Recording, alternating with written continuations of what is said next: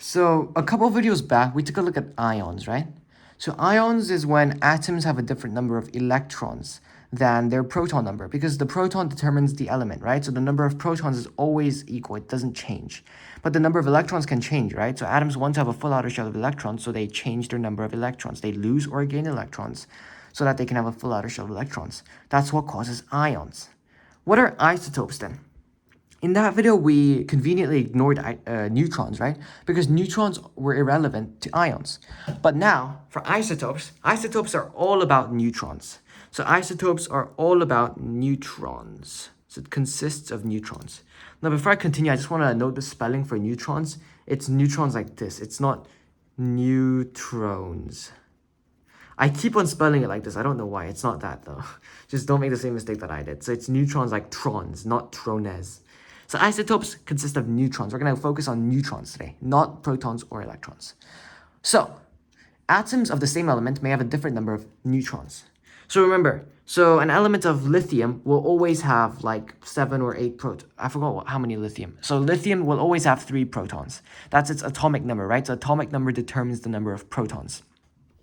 So lithium will always have 3 protons. But, however, the number of neutrons can differ. Just like how the number of electrons can differ for ions, the number of protons, the number of neutrons, the neutrally charged stuff, can differ for isotopes. So isotopes, the definition, you kind of need to know this, is different forms of the same element. For example, different forms of copper or carbon. So different forms of the same element that have the same number of protons,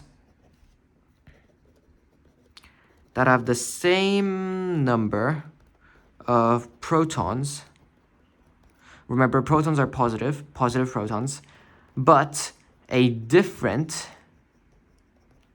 number of neutrons.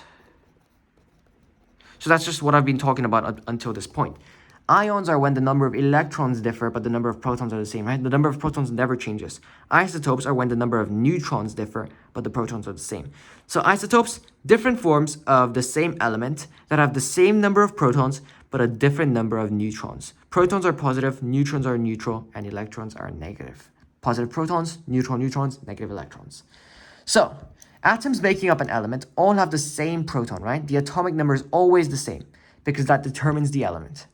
However, they can have a different number of neutrons. So what isotopes are is basically atoms with a different number of neutrons. That's what they are.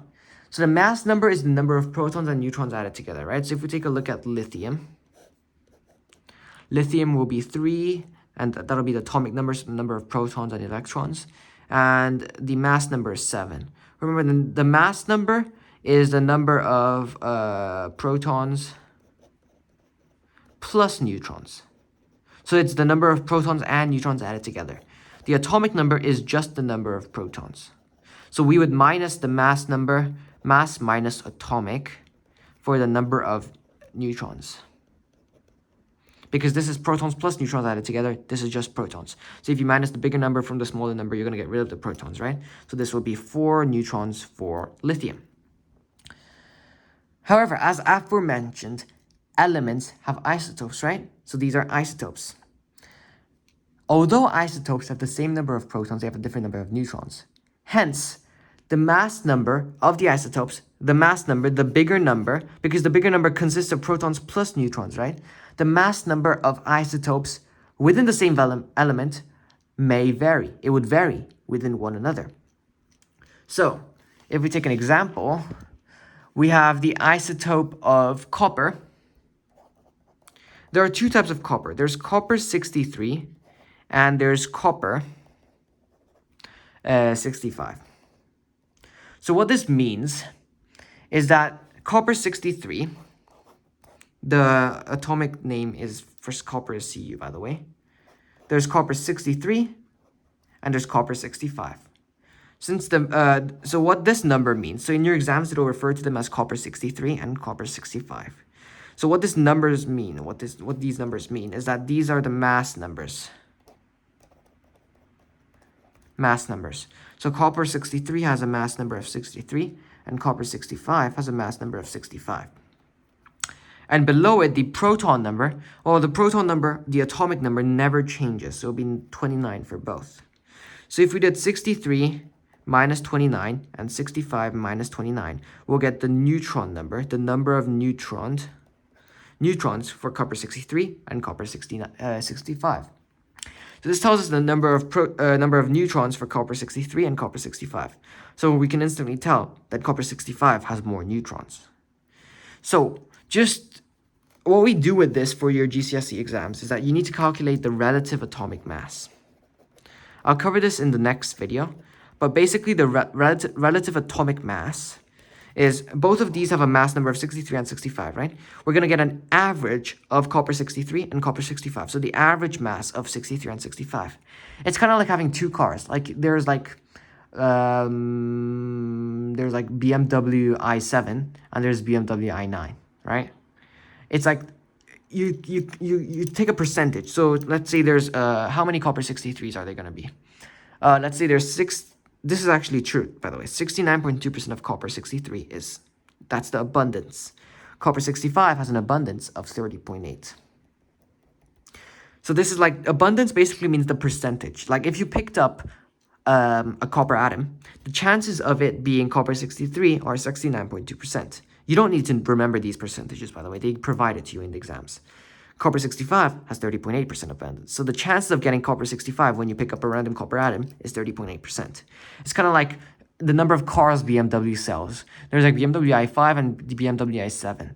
50% are BMW i5, 50% are BMW i7. Then there's a even chance of getting either car, right? However, for copper, 69% is copper 63, 30% is copper 65. There's a higher chance of getting copper 63, right? So the average mass between the two isn't going to be 64 like it would be if it was 50-50. It'd be something different. In the next video, we're going to take a look at relative atomic mass, which is calculating just that. So just to go over isotopes again, isotopes are different forms of the same element that have the same number of protons, but a different number of neutrons. So the mass number would be different, like so, 63 and 65. Hope this explains isotopes a little bit, and in the next video we'll look at calculating the relative atomic mass of isotopes.